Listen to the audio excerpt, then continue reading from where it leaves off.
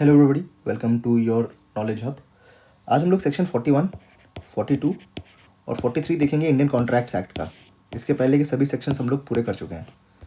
Section 41 से start करते हैं, ठीक है। सेक्शन 41 से स्टार्ट करते हैं। इसको सीधे एग्जाम्पल से मैं स्टार्ट कर देता हूँ, ठीक है।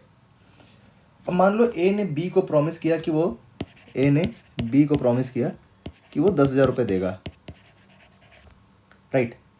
अब देखो, बी को पैसा मिलने से मतलब है, पैसा दे दिया सी ने, वही एग्जैक्ट अमाउंट 10,000 रुपये। अब बी ने एक्सेप्ट भी कर लिया।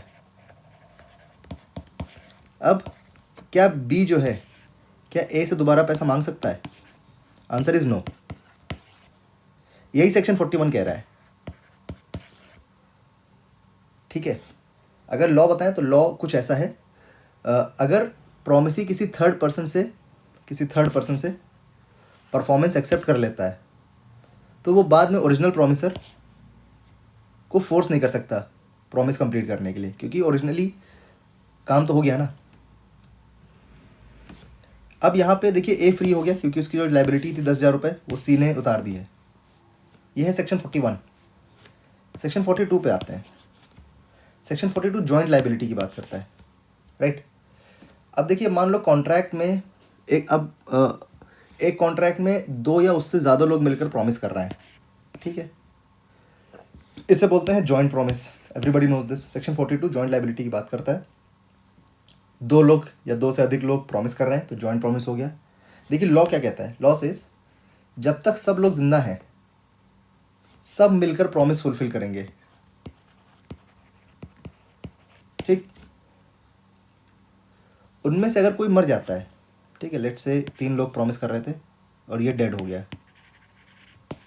अगर उनमें से कोई एक मर जाता है तो उसका लीगल रिप्रेजेंटेटिव्स, इस बंदे का लीगल रिप्रेजेंटेटिव्स और ये दोनों मिलके प्रॉमिस परफॉर्म करेंगे। और अगर सब मर जाते हैं, तीनों मर जाते हैं, ये तो सबके लीगल रिप्रेजेंटेटिव्स प्रॉमिस परफॉर्म करेंगे। ये सेक्शन 42 कह रहा है। देखिए, इंडियन कॉन्ट्रैक्ट्स एक्ट की पेड क्लासेस चल रही हैं। मात्र 4,000 रुपये में हम लोग इन डिटेल कॉन्ट्रैक्ट्स पढ़ रहे हैं। Modern day contract, supreme court की जजमेंट्स, गवर्नमेंट कॉन्ट्रैक्ट, सब कुछ पढ़ रहे हैं। जुडिशरी एग्जाम के लिए absolutely essential. For more details you can get in touch with me at yourlegalbuddy09@gmail.com। अब देखो, सिंपल एग्जाम्पल से समझते हैं। देखो, ए बी और सी ने मिलकर डी को, ए बी सी ने मिलके डी को 30,000 रुपये देने का प्रॉमिस किया। अब देखो, ए बी सी मिलकर पैसे देंगे। अगर ए मर गया तो बी और सी और ए का लीगल रिप्रेजेंटेटिव, ठीक। इसी तरीके से सेक्शन 42 क्लियर कर दिया गया है। सेक्शन 43 पे आ जाते हैं फटाफट, विदाउट एनी डिले। देखिए, सेक्शन 43 प्रॉमिसी का एक पावरफुल राइट बना के देता है। वो राइट क्या है?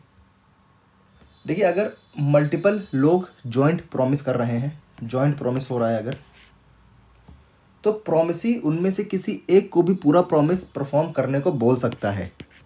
देखिए, बहुत टेक्निकल है ये, बहुत टेक्निकल नहीं, थोड़ा सा है। Let's say A B C इन तीनों को मिलके डी को 30,000 रुपये देने थे। सेक्शन 43 की बात हो रही है यहाँ पे, ठीक। अब यहाँ पे डी क्या कर सकता है?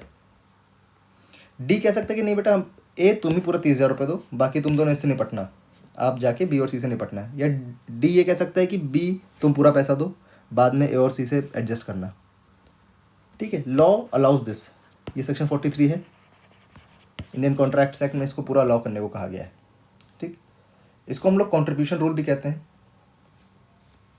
अगर एक प्रॉमिसर ने पूरा पैसा दे दिया, मान लो ए ने पूरा पैसा दे दिया है, तो वो बाकी प्रॉमिसर से इक्वल कॉन्ट्रीब्यूशन मांग सकता है। अब एग्जाम्पल हम लोगों ने समझ लिया है। अब देखिए, अगर यहाँ पे बी अपना शेयर नहीं दे रहा है, let's say A B C को डी को 30,000 रुपये देने थे और बी अपना शेयर नहीं दे रहा है, तो देखिए, अब बी अपना शेयर नहीं दे रहा है, तो यहाँ पे डी को तो बेटा 30,000 रुपये मिलने ही मिलने हैं। अब जिम्मेदारी आ गई है ए और सी पे कि वो 30,000 रुपये कैसे दें, ठीक। वो 30,000 रुपये 15,000 रुपये करके देने होंगे, ये इक्वल पैसा देना होगा। तो ये था सेक्शन 43। एकदम शॉर्ट में, एकदम क्रिस्पली मैंने बता दिया है। Thank you for watching and keep watching.